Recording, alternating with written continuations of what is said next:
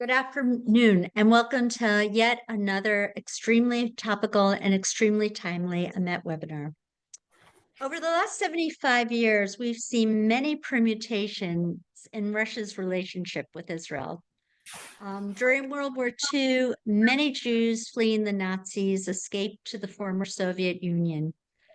3 days after Israel declared independence in 1948, the Soviet Union recognized Israel. However, as we all know, the practice of Judaism, as well as that of other religions within the former Soviet Union, was strictly outlawed. And when the 1967 war broke out, the Soviet Union backed the Arab armies. We know that throughout the 1960s and 70s, the KGB was responsible for training and equipping many Palestinian militant groups. Switching fast forward to the 2000s, when Russia invaded parts of Syria, the Russians, for the most part, looked the other way while Israel launched defensive air operations over Russian-controlled airspace. There seemed for a while to be a nice modus operandi between Prime Minister Benjamin Netanyahu and Russian President Vladimir Putin. Russia has had a very cozy relationship with, of course, the Islamic Republic of Iran. Iran has sent thousands of drones and missiles to Russia for it to execute its war against Ukraine.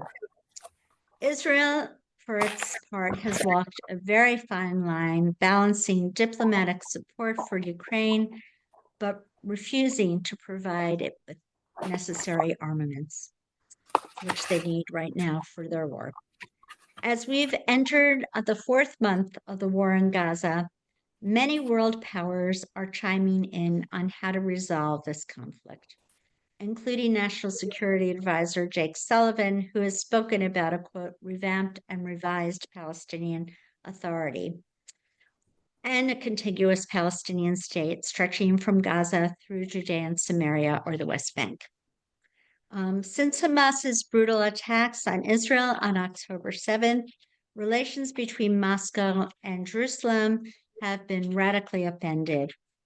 On October 26th, shortly after the October 7th massacre, leading Hamas officials, including Abu Marzouk, visited Moscow. On November 2nd, the Russian ambassador to the UN, Vasily Nebenzia, declared in a speech to the General Assembly that, quote, Israel has no right to defend itself. Since then, Prime Minister Netanyahu has grouped Russia together with its other existential enemies, including Iran, Hamas, and Hezbollah. This past Monday, Prime Minister Mahmoud Shtayyeh has announced it's dissolving the PA, perhaps to revamp and refurbish its corrupt and vastly unpopular image. Russia, of course, always wants to flex its muscles and remain as part of the world powers. They therefore just announced that tomorrow, February 29th through March 2nd, they'll be hosting 13 Palestinian factions, including the PA, Palestinian Islamic Jihad, Hamas, Fatah, and others. Here to discuss this and many other issues relating to the current situation involving Russia and the Middle East is a wonderful friend of AMET's, Professor Stephen Blank. Dr. Stephen Blank is an internationally recognized expert on Russian foreign and defense policies and international relations across the former Soviet Union. He's also a leading expert on European and Asian society, including energy issues. Since 2020, he's been a senior fellow at the Foreign Policy Research Institute. In 2020 to 2021, he was also a senior expert for Russia at the U.S. Institute for Peace. From 2013 to 2020, he was a senior fellow at the American National Security Studies at the Foreign Policy Council. And from 1989 to 2013, he was professor of Russian National Security Studies at the Strategic Studies Institute of the U.S. Army War College in Pennsylvania. Dr. Blank has been professor of national security affairs at the Strategic Studies Institute since 1989. In 1998 to 2001, he was a Douglas MacArthur Professor of Research at the War College.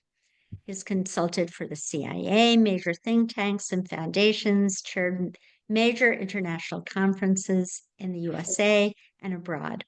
And the list goes on and on. He has published or edited 15 books. He's testified very frequently before Congress on Russia, China, and Central Asia for business, government, and professional think tanks, both here and abroad. He's also appeared on CNN, the BBC, Deutsche Welle, CNBC Asia, and is regular guest on Voice of America. Dr. Blank has an MA and a PhD in Russian history from the renowned University of Chicago. His BA is in history from the University of Pennsylvania. So, Steve, first of all, what is going on with Russia and the Middle East? As we say in French, al regel achad, while standing on one foot. Well, I'll try to do it al regel achad. First of all, to understand what Russia's up to in the Middle East, you have to understand what their objective is and how they see the Middle East. First of all, their overriding objective, and this is true for foreign policy, Russian foreign policy globally, is that Russia be acknowledged as a great global power and that it has a seat, as one Russian analyst said to me, at the presidium table of world affairs on all questions. They want the status the Soviet Union had after 1945. That was the apogee of Russian status, and this is a status-obsessed culture and society. If you want to use an analogy that might appeal to your audience, it's the Yiddish phrase, they want to dance at all the weddings at the same time. I think they would rather not only dance at all these weddings, they would like to be the rabbi who's Mesadeh Kedushin, the one who arranges the betrothals at the wedding, so that they would have a voice in everything that happens. And that's what they really want.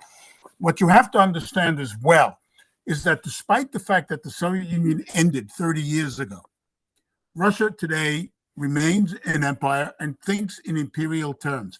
So the starting point of their Middle Eastern policy is not only this obsession, and that's not too strong a word, with being this great global power that is involved in everything in the Middle East, but also that the Middle East's strategic frontiers are still theirs. It doesn't matter that, let's say, Armenia, Azerbaijan, and Georgia are independent, or that Central Asian states to become independent. The Middle East strategic frontiers that end in Turkey and Iran in the north are Russian. So, third, they have more prosaic interest in stabilizing the Middle East. They are very anti-Islamist rather, not Islamic, but they're very anti-Islamist. They also see the Middle East as a place where they must be able to do a lot of business because of the oil and gas connection between them and OPEC. And they and OPEC have been, for a long time, cooperating more or less on trying to regulate energy markets, or energy production, more precisely. And also, Abu Dhabi and Dubai are a place of consuming interest because a lot of Russian money is stored there by oligarchs, criminals of one sort or another. And it's not too much of an exaggeration to say we're dealing with a mafia state. I've said it. My colleagues have said it. It's in the literature if you care to look for it.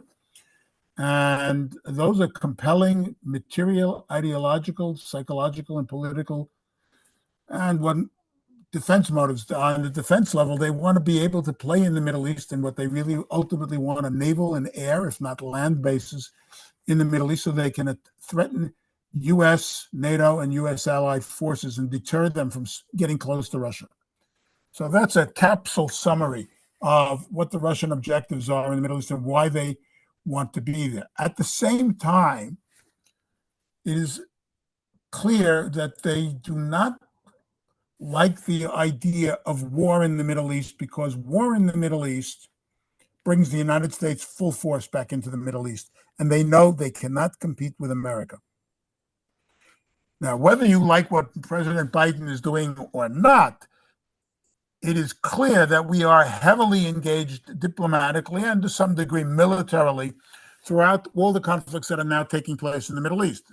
Gaza and Israel, for one, the Houthis in the Red Sea, second, and the attempt by various pro-Iranian terror groups to strike at American forces or at American interests in Syria, Iraq, and elsewhere. So the Russians would prefer that the American involvement be countered or moderated, but they are also now, as a result of the war in Ukraine, connected to Iran. They are depending on Iran for weapons, and Iran has sent them several hundred, if not thousands, of drones, ballistic missiles. It's built a factory for the drones inside Russia. The Iranians are in Russia today also negotiating on, supposedly on economic agreements, or maybe it's the Russians are in Tehran. Change that. Negotiating further economic agreements. We have yet to see what the quid pro quo that Iran gets from Russia is, because the Russians have always opposed nuclear proliferation in the Middle East, because they don't want other nuclear states in general, and they also are afraid it would certainly lead to war. So we are now seeing that because of the ill-advised war in Ukraine, that they've had to come to terms, at least to a certain degree, with Iran. And lastly, they are, as is in today's newspapers, revealed to be cooperating with the Houthis. You may have seen, Sarah and I were talking about this just before the program. So there are articles in today's news, I think both British and American, that we have evidence of Russian phone conversations with the Houthis, and the Houthis have announced that they are going to attack underwater connections between Europe and Asia that go through the Red Sea into the Indian Ocean. That kind of operation is a classic Russian naval operation. We are very concerned about their intention and capability to do that in the North Atlantic.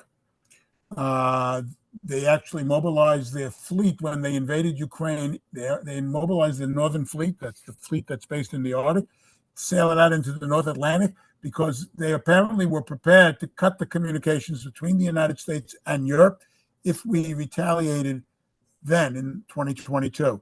So we see a deepening anti-Americanism, a deepening support for the Palestinians, and a desire to be recognized as a great power. And lastly, when you talk about the Russian position with the Palestinians, they have always sought that the Palestinians should act in a united fashion. They have spent enormous amount of diplomatic effort going back years to get all the Palestinians on the same page. That's what this meeting tomorrow is going to be about. And they have never been willing to accept that the Palestinian Authority, or the PLO in its previous incarnation, or Hamas are terrorists, even though they have supported them all along and know perfectly well that they are terrorists. So there you have it. Interesting. You covered a lot of ground. Tremendous.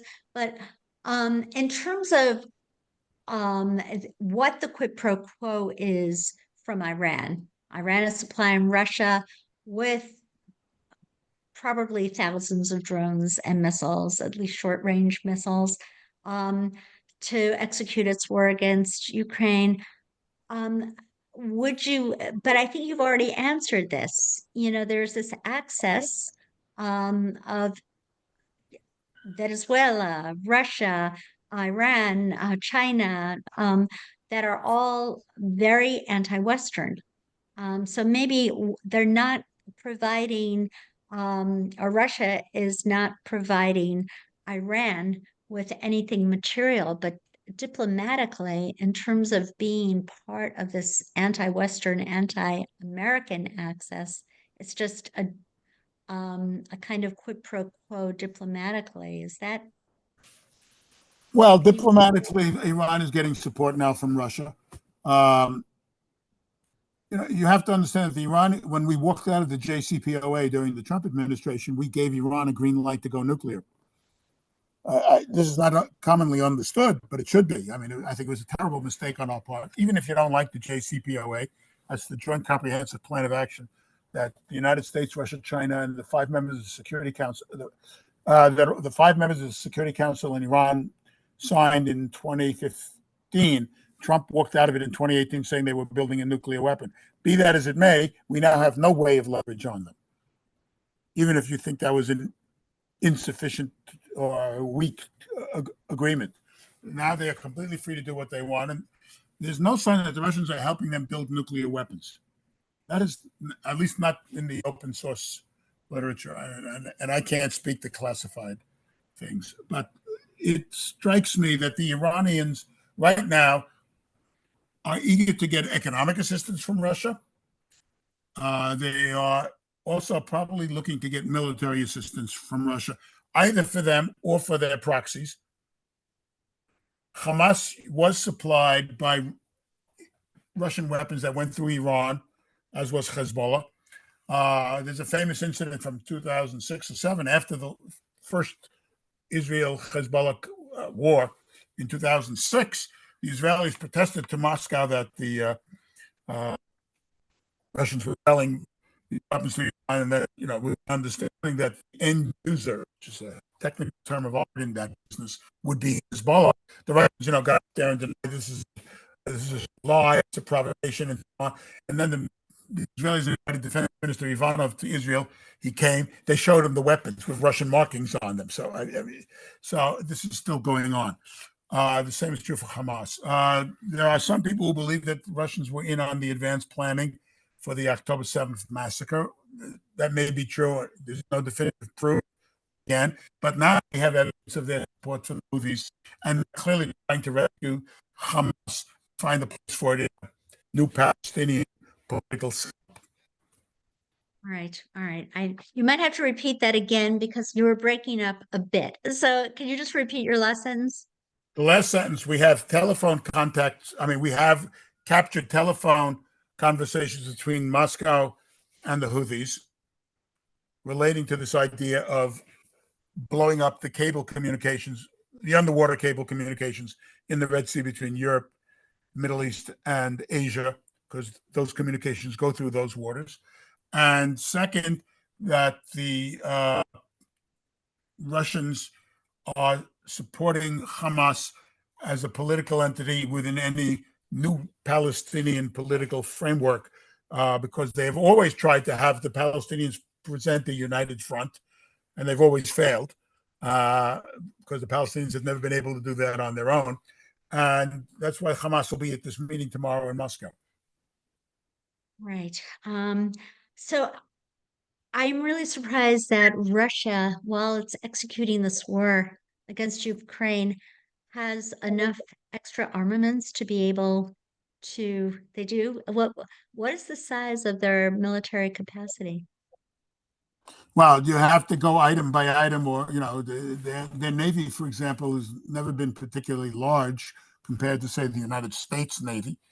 But you have to realize that under the Soviets, up to 45% of GDP was earmarked for military purposes. Today, 30% of the GDP or the budget is for military. The country is being remilitarized and has undergone a steady acceleration of military spending since 2001. And one of the things Putin did upon becoming president is, once he was able to straighten out Russia's state finances and get the country out of debt to Europe, he was able then to start reforming the military industry and the armed forces and start producing new weapons. And they've been doing that now for 23 years. And the next 3-4 years, it's very clear that the system is set up to do just that. Now, the war in Ukraine has been a primary motivator of that, because they are consuming weapons at an enormous rate over there.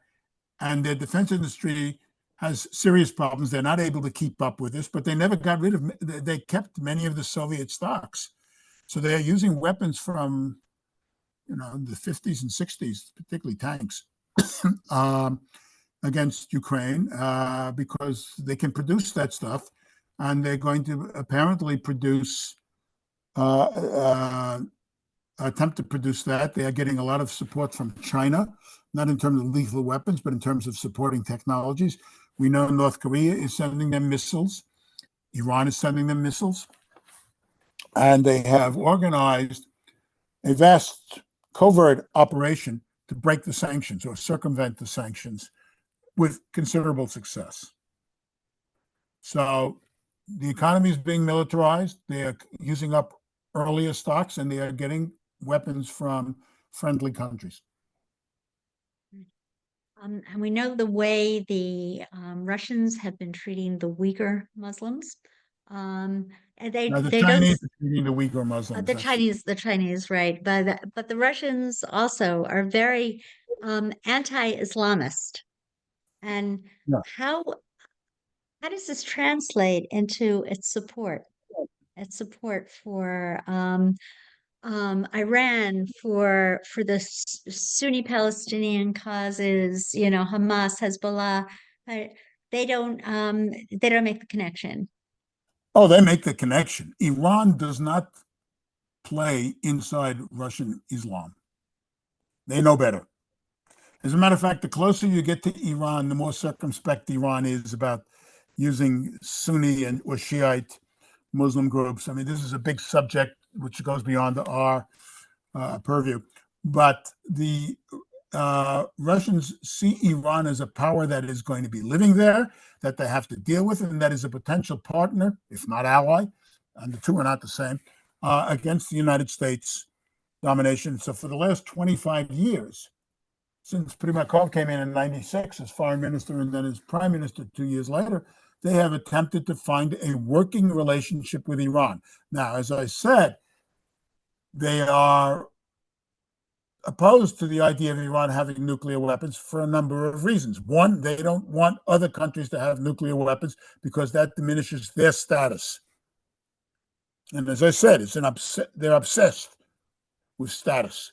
We are a great nuclear power, and therefore, if Iran gets it, what are we? Second, they know pretty well that if Iran gets a nuclear weapon, Israel will attack, the United States will come in, and they will be left out of the game. And there's nothing they can do about it. And they don't want that to happen. So they would rather have control tension and non-proliferation. That said, they are not above helping Iran, at least covertly in many ways. Certainly, they've been running guns to Hezbollah and Hamas for almost 20 years now, if not more. They are supporting the Houthis, as we've said. They are also sending arms to Iran's Middle East and North African allies. And if we were to talk about what's going on in Africa, both North Africa and Sub-Saharan Africa, we would see a similar picture: gun running, arms sales, building bases, influence operations, and so on. Right. So these are Russian-controlled influence operations in Africa. Oh, yes, a lot of them. Okay. Yeah. But Across there are the also Sahel. right. Mainly, the most success they've had is in what used to be called Africa Française. That was basically French, former French colonies in Africa, from Chad till Burkina Faso, Mali, Central African Republic, and so on. Unbelievable. So Putin's, you feel he's actually engaged in trying to reinvent the Cold War or restart the Cold War. Do you feel? No, he's doing his own Cold War. I mean, as an academic, I define the Cold War as a strategic and ideological global conflict between two bilateral camps, not just the United States and Russia, but the United States' alliance networks in Europe and Asia, and the Soviet satellite network also in Europe and Asia. Today, China is much stronger than Russia, which was not the case during the Cold War period. Second, the ideology is not Marxism-Leninism versus democracy. It's democracy versus autocracy. And the Russian ideology is essentially a 19th century creation that was called by, at the time, official nationality, where they extol the autocracy, the Russian Orthodox religion, orthodoxy, and Russian nationality. That's what they've gone back to. Full swing, back to Nicholas I, because this comes out as a crystallized formation in 1849 to counter the European revolutions of the year before. So that's what their ideology is. That doesn't appeal to anybody. What does appeal is, of course, the idea that we are a sovereign national state. We have a perfect right to do as we please, and nobody has any business interfering in our affairs. And the fact that we're prepared to give anybody who wants it guns without asking why, how, and what are you going to do with it, or imposing conditions. So you don't believe, or do you? I don't believe that Putin is actually anti-Semitic. He's had, very, very strong relations with Jews, with Jewish oligarchs in Russia. I think it sounds like it's more just a sense of flexing his own muscles and trying to contain, to to regain power and power against the West. Is that Well, fair? my personal understanding of this, and I mean, some of my colleagues agree with me. There may be others, because we don't discuss this very much. It's not that big an issue anymore in Russia. My personal understanding is that he's not personally anti-Semitic, but he's perfectly willing to use the card if it's beneficial to his interests. And it still evokes a certain resonance in Russian society. They played it a while back. Maybe they were not satisfied with the results, because Russian society today is not what it was 60, 70 years ago when we saw it in its full flower. But if it will work for his benefit, he will use it without any scruples. And now it's my honor to hand the podium over to Joseph Epstein, who I think knows a lot more about the post-Soviet space than I do. And it's my pleasure, Joseph. Thank you so much, Sarah. And thank you, Stephen, for agreeing to appear. So I wanted to ask you, you've talked about cooperation between Iran, Russia, and China.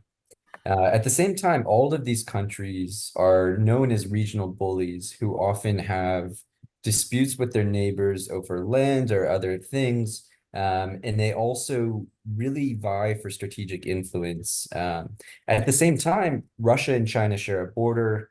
Iran is separated with Russia by one country. It's separated with China by one country as well. Can you talk to me about, and any sort of strategic competition between these countries or places where they disagree?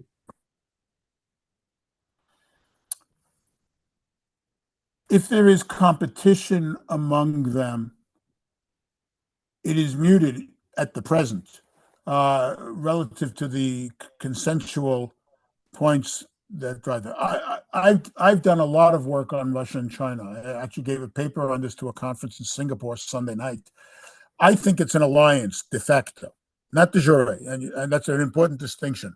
A de jure alliance means that if is NATO, if one NATO member is attacked, the others are obliged to come and under Article 5 and render assistance. So, for example, in 9/11, when we were attacked, all of NATO declared war on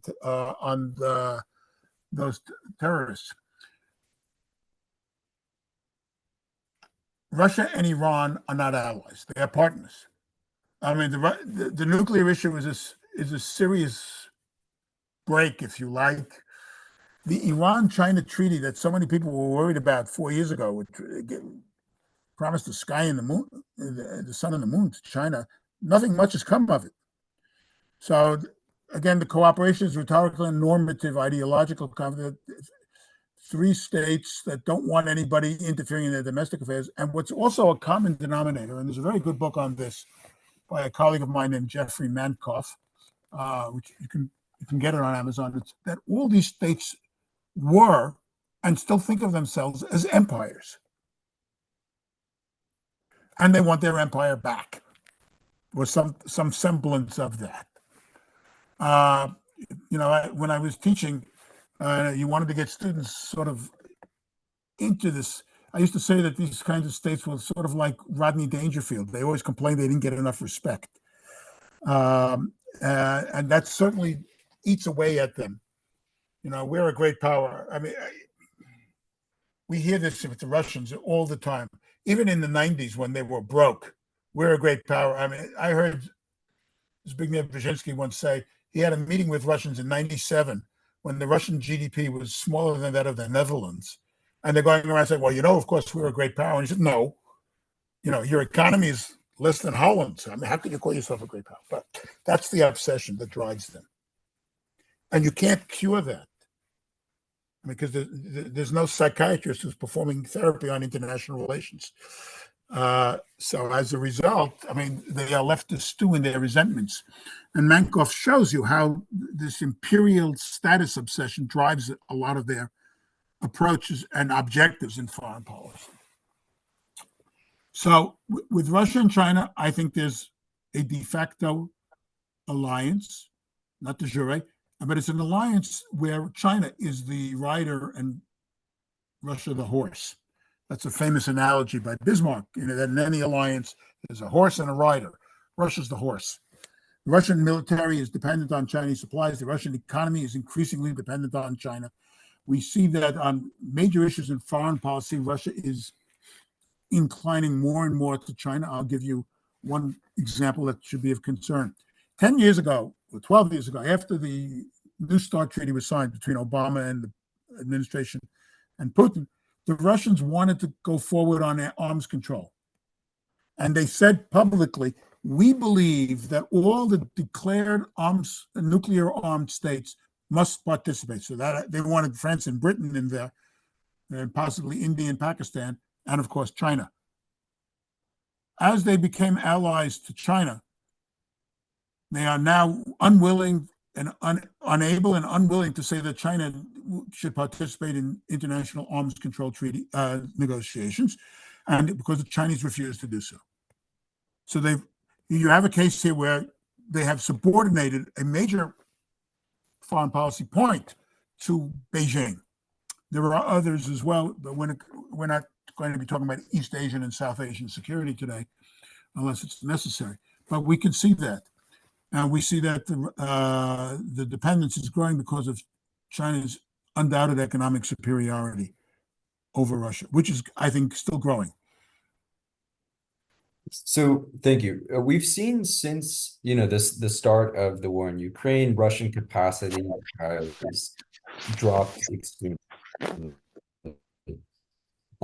Because of that, Russians have been losing influence in their strategic spheres of influence. For example, in Central Asia, the Chinese are getting more and more involved. In the Middle East, Iran is taking Russia's place. I wanted to ask you, what's happening in the Caucasus? And do you think that any of these regions, whether it be the Middle East, the Caucasus, or Central Asia, present an opportunity to America or the greater West to get more involved and take some of that influence? Okay. I would take issue with the idea that Iran is replacing Russia. That's not the way I think it is the best way to understand what's happening. Iran is pursuing its long-term strategy, and the Russians are doing the best they can with the cards they have. And in many cases, not all, that aligns with Iran's policy. For example, with the proxies, Hezbollah, Hamas, Houthis, Assad in Syria, and so on. Now, there's no doubt that in the Caucasus and Central Asia, we see the recession of Russian economic political influence. In the Caucasus, to start there, Azerbaijan took advantage of Russia's diminished capabilities or growing disinterest in supporting Armenia, which goes back centuries. Because Armenia was a Christian state, and it was anti-Turk and so on. So starting in 2020, they brought Turkey in and Israeli support as well, because Azerbaijan and Israel are threatened by this Iran, so they have a common platform on which to operate. So they launched the war in Nagorno-Karabakh, which is a disputed region between Armenia and Azerbaijan. You can find it on a good map if you go on Google and look. And they captured it all, and they are continuing to pressure Armenia because they want to create a trade corridor between Azerbaijan, with the reconstituted territory that they now have, and Turkey, which would cut off more of what Armenia has believed to be its own territory. Armenia was very pro-Iran because Azerbaijan and Iran are enemies. Azeris are Shiite Muslims who look to the West. It's a very unusual formation. And they've always looked to the West, going back to the 19th century. What's more, northern Iran is part of historic Azerbaijan, and there is a very large Azeri minority who is not well treated at all by Tehran because of its suspicions of their loyalty. So you have a built-in enmity and suspicion there. And the Russians in the past, they always played this game of using those Azerbaijanis against Tehran. So Tehran supported Armenia in the Nagorno-Karabakh thing, and Armenia got oil from Iran and weapons and other kinds of support. The Iranians are very nervous about Azerbaijan's victory, but because it also brings the Turks into the area on their border, whom they don't have any trust for. And the Turks are Sunnis. Okay, so you have the Sunni Shia ambivalence plus normal great power rivalries among competing neo-imperial states, let's call it. And that brings Iran to Armenia, Azerbaijan and Turkey to Israel, and Israel together. But since Israel and Turkey now have been at odds for a long time, Azerbaijan has to thread those needles. But the Russians have had to retreat. The Turks came in with military force. They have an alliance now and a continuing military presence in Azerbaijan. And the Russians have had to accommodate this. What's more, because the Russians basically betrayed Armenia, Armenia is walking away from Russia. They just announced that they froze their military relationship with the Collective Security Treaty Organization, which is what Moscow set up in order to be able to project military power into Central Asia and the Caucasus. They have military bases in the Caucasus, in Armenia, and they still do, but it's very clear that Armenia is looking for a Western exit. So that provides the United States with a major opportunity, if we were adroit enough, to bring about a peace between Armenia and Azerbaijan and enhance Western diplomatic and economic influence and presence in the Caucasus, so that Armenia, which is a Western civilization, and Azerbaijan, which normally look well, resolve the issues, and over time, learn to live with each other, even if they don't like each other. Say Israel, like Israel and Egypt, let's say. We've been unable to do that for a lot of reasons. Part of it is also the influence of the Armenian lobby, who's even more extreme than the extremists in Armenia were. They regard any agreement with Azerbaijan as treason. And they denounce anybody who is opposed to their point of view, as I can tell you from personal experience. So it's a very complex situation. Now, in Central Asia, you have a different kind of level of complexity, because those 5 states, which were the former Central Asian republics of the Soviet Union, all conduct to the best of their ability, and their ability varies with the state, what they call a multi-vector foreign policy. They want to have as many sponsors, patrons, and friends as possible so that they are not dependent excessively on anyone. The most advanced player in this game is Kazakhstan. Kazakhstan has enormous attraction to the European Union, which is possibly the largest foreign investor there.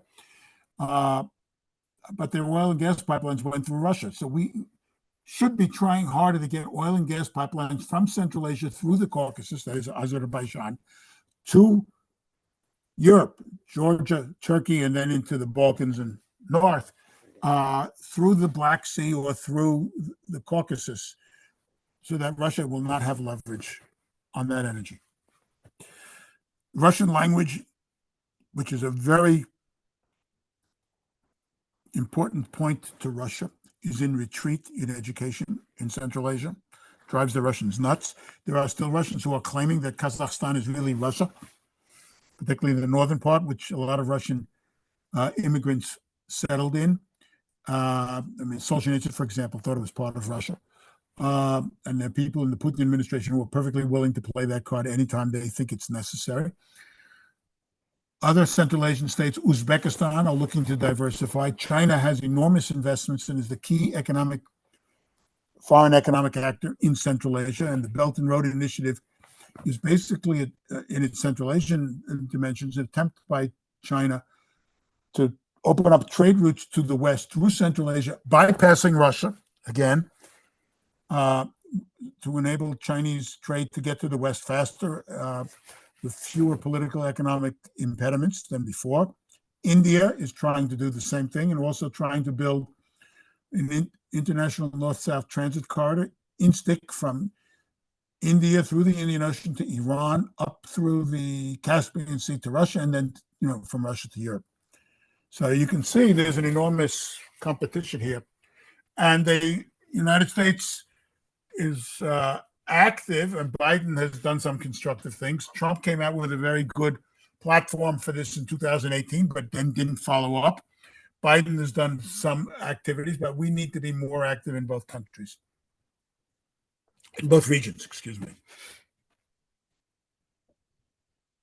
Thank you. So I wanted to ask you, you brought up cooperation in terms of getting gas and oil from Central Asia to Azerbaijan, bypassing both Russia and Iran.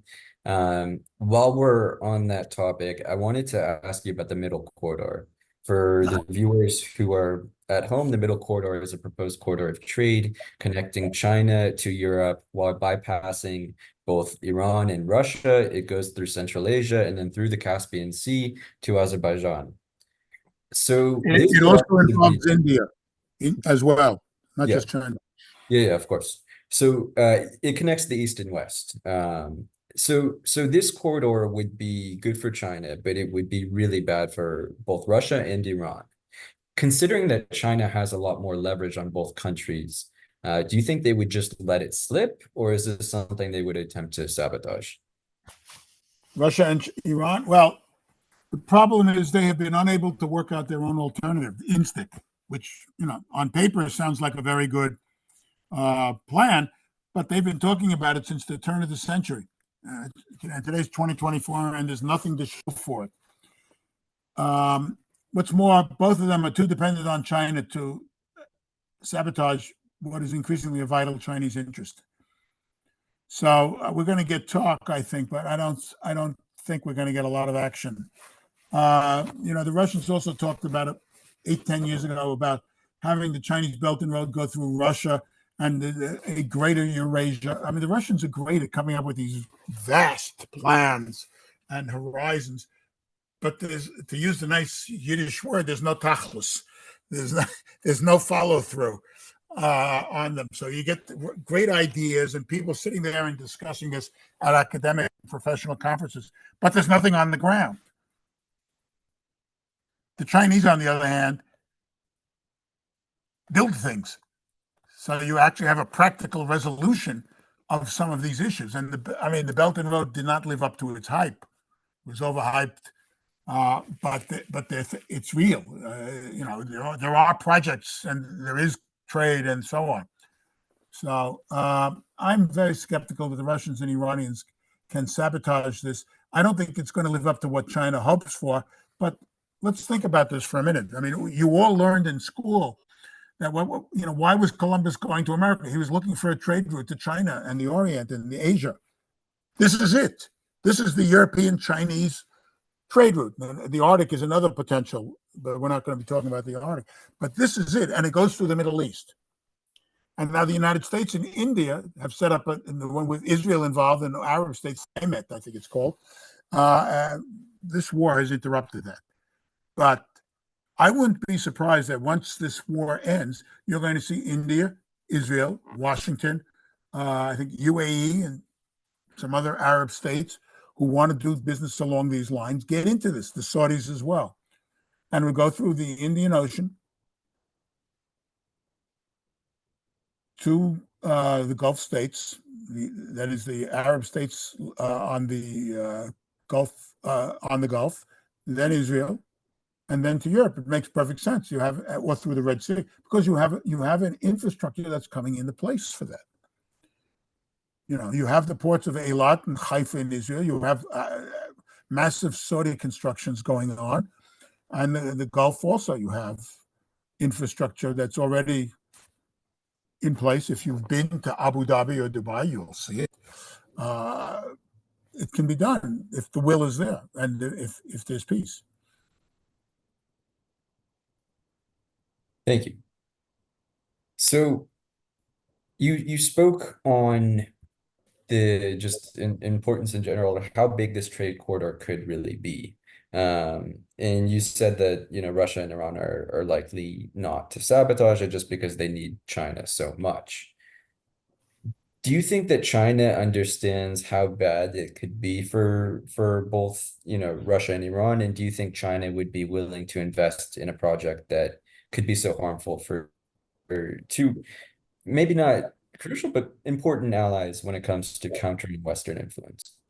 Well, the Iran-China treaty stipulated that would be all this investment, and that was 3 or 4 years ago, and we've still not seen it. What's more, and this is also due to the sanctions that have been imposed on Russia since beginning of the war in Ukraine, Chinese banks won't lend to Russia. You have to understand that, if you're a businessman in China, one, you don't want to run afoul of the U.S. Treasury. Second, doing business with the Russians is painful. The Chinese will complain to you that they're corrupt, that they're inefficient, they don't have a work culture, they don't get things done, they're drunk, all this, and it's all true. I have been studying Russia and Asia now for 30 years, and again, we get all these vast plans. There's going to be this pivot to Asia and so on. There's no pivot to Asia. The Russians have burned their relations with Japan and South Korea. They have this relationship with China, but China's not building the Belt and Road through Russia, much to the Russians' discomfiture. But they are dependent on China now, and they can't do anything about it. Also, the Russians can't get Arctic gas out of the ground to market without Chinese investment either. So, again, these are historically rooted problems in the Russian economy, going back to, when the Elizabethans made contact with them, and they wrote about how that they were all thieves and what have you. And this is endemic to the culture and the economy, and it's been there for a long, long time. So I'd like to bring the discussion back to the Middle East. Obviously, since October 7th, Russia has really gone all out in supporting Hamas, Hezbollah, and Iran. That being said, before that, Russia had somewhat good relationships with Israel, especially with the Prime Minister Netanyahu. I wanted to ask, after this war is over, what do you see as the future of Israeli-Russian relations? Well, I would take issue with the Russians have not gone all out by any means. If they went all out, it would be a very different picture than what we are seeing. The nature of Russo-Israeli relations after the war will depend on the outcome of the war. The real issue, I think that, the critical issue, where, as we say, in the vernacular, where the rubber meets the road, is going to be the question of a two-state solution, I think. And the Russians perfectly well understand, and, in their heart of hearts, they would justify it. Israel's not going to accept a terrorist state on its doorstep. They won't. That's what Chechnya was to them. That's what Afghanistan was to them in the Soviet period. And they're worried about Afghanistan now because a terrorist Afghanistan threatens their equities in Central Asia. So they understand that. But if there's a second Palestinian state that somehow is functional, I personally am skeptical, but if that comes about, then we'll have one kind of Russo-Israeli relations developing over time. If there's no Palestinian state, or they create a Palestinian state and it becomes a disaster like all the other previous attempts, you're going to have a different kind of relationships between Israel and Russia.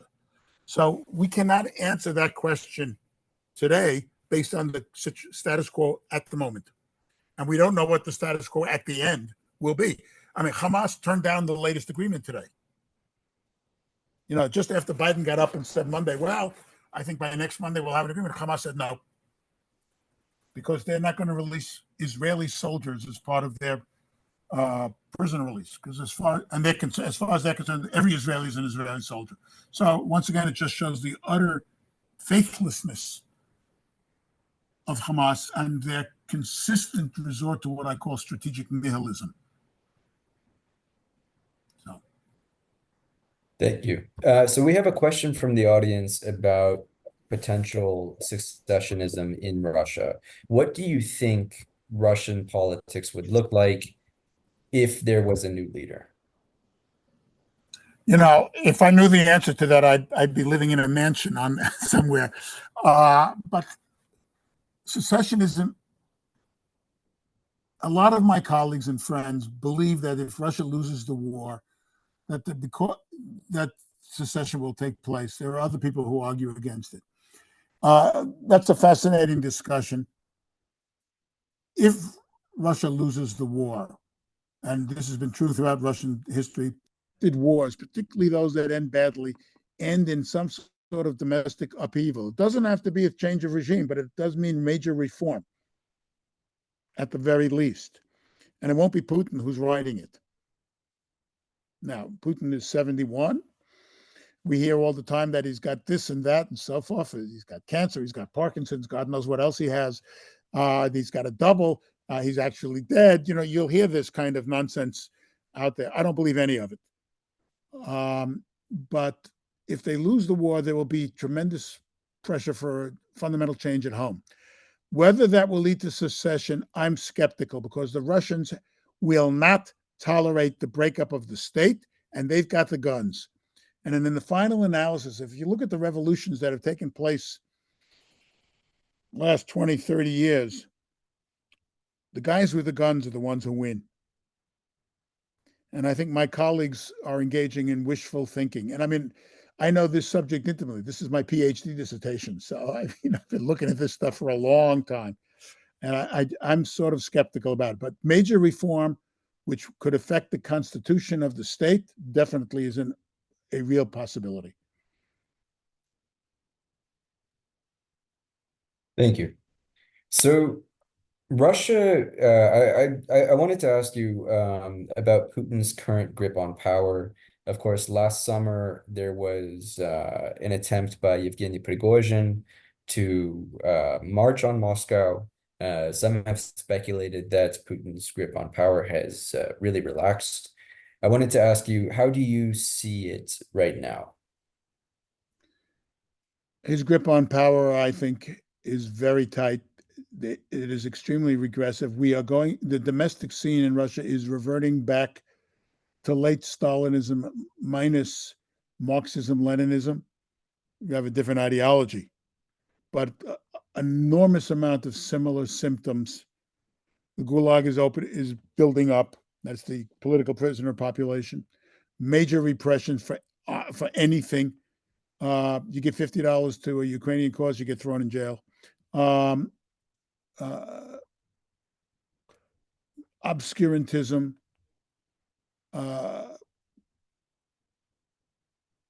mobilization of the state for war, also a characteristic of high Stalinism and of the whole mature Soviet Union. So his grip is strong.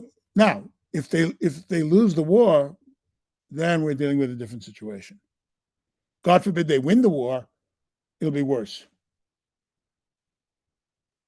Now, this testifies to their paranoia. I mean, they killed Navalny. And if these reports that there was some sort of prisoner exchange involving Navalny in some stage of negotiation, why would they do that? Because they're afraid of him and because they're weak. But the grip on power is for the Russians, and I don't think the Russians are going to rebel. A lot of social problems, a lot of discontent, but I don't think you're going to see active uprisings until and unless major defeats come home. Thank you. So we have some questions from the audience about China's relationship with Israel. They want to know specifically how come relations have really seemed to sour since October 7th. Well, once again, I mean, China doesn't want the U.S. to get any stronger in the Middle East. It doesn't want to get involved directly in this. It is not the Chinese MO to get into military adventures far from home. They have anxiety about their international trade, but they have an enormous investment politically and to some degree economically in the Middle East and in Africa. And they are riding that crest of anti-Israeli sentiment in those places now. So that's how I explain it. Again, depending on how this war ends, I think you will then see a possible reversion of Israel-Chinese relationships to something more normal. But on the other hand, because of the impact of the United States-China rivalry, Israel is not in a position to become too close to China under the best of circumstances. So that's, again, it's contingent on the ending of this war. And we can't really say how the war is going to end and then what's going to happen afterwards. Also, I mean, there's a question of personalities. I mean, let's say a Gantz or a Lapid or somebody like that, it would probably relate to China rather differently than Netanyahu does. So when it comes to the war, Israel has been very careful to maintain neutrality. I want to ask you, what do you think of this policy? Has it spared Israel from Russia's potential wrath? What should Israeli policy be, in your opinion, when it comes to the war in Ukraine? Morally, I want to see Israel support Ukraine. I mean, their cause. I have an article coming out which says that basically their causes are the same. I mean, both Israel and Ukraine are facing genocides. Hamas is a genocidal organization. They say so. They don't even try to hide it. And Putin doesn't try to hide what he's up to in Ukraine, which is a genocide as defined by the UN. If you look up the UN definition of genocide, Ukraine fits the bill. That said, obviously the government has behaved differently. Ukraine has been very disappointed in Israeli policy.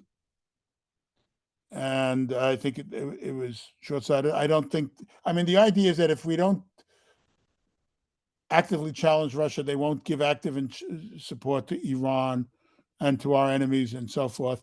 And they will allow us to take out, as they have, allow Israel to attack Iranian targets throughout, Lebanon, Syria, and so on. Nevertheless, I don't think it was the best policy under the circumstances. I'm not sure it gave Israel all that Israel hoped for. But again, it's not going to change under Netanyahu. Now, it might change if under whoever his successor, and it will also evolve as a result of the outcome of the war. Because we can't say right now what the war is going to, what the situation will look like when the fighting stops. And I don't mean a ceasefire. I mean when the fighting stops, period. So I don't think it would be profitable to speculate on contingencies. When it comes to the war, I'm curious of your opinion. Do you think Russia, in a conflict where it seems like it would be very hard, if not impossible, to win, do you think they would just try to go to their traditional MO of freezing it and creating a sort of forever war like they did before with Donbass, like they did with Georgia and Abkhazia and Southern Ossetia? What do you think the Russian plan would be? No, they didn't try to freeze the war in Donbass. They weren't prepared at that point to commit so many forces, and they tried to get the Minsk agreements, which would have allowed, which if carried through, would have broken up Ukraine de facto. And the Russians, by the way, never carried out their end of that bargain either. Putin, I think, bet the farm here. And he will not be satisfied until and unless he has it all. Right now, he can't get it all. He knows that. But if you look at what the objectives the Russians are laying out for negotiation or for anything, they want to destroy the very possibility and idea of an independent Ukrainian statehood. There's a phrase in Russian that a self-standing Ukraine, самостоятельная Украина никогда не была и никогда не будет. It never was and it never will be. That's an article of faith to these guys. Never was and never will be. And, they're not going to let go of that faith because they're now committed to Putin. He took them all in the raft and down the rapids, and they've got to negotiate the rapids. Or if you want to use the analogy, bet the farm. That's why they have to win. Thank you so much. It appears we're out of time. I'd like to thank our guest, Stephen Blank, for this very informative webinar. And I'd like to thank our viewers as well for tuning in to watch. If you like what Emet does, please consider contributing at emetonline.org. It's been a pleasure. Thank you so much. Thank you for having me. And I know there are a lot of questions that we didn't get to. If you do have questions that you feel weren't answered, Sarah has my email. You can write to me and I'll get back to you. Thank you so much, Steve. It was really a pleasure. I have more questions of my own, so I will write to you or talk to you. Thank you so much, Joseph, for fielding the questions and for posing some excellent ones of your own. And Steve, to be continued. Thanks so Right. much.